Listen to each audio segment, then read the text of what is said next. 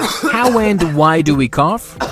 It's an old form of yoga, dude. No. Before explaining the how part, let's first understand why we cough.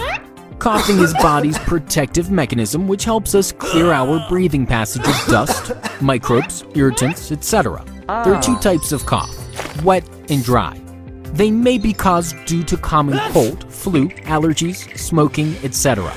Now, let us see how we cough. When anything irritates our breathing passage, our brain activates the cough response. First of all, we gasp in a large volume of air into our lungs.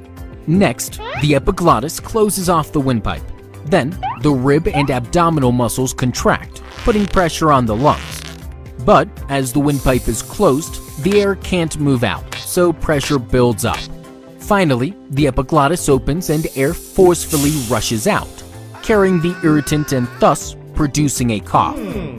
So, here we go, friends.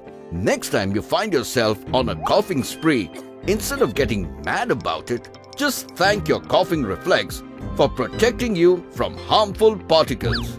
But remember, my friends, most lingering coughs are normal and harmless.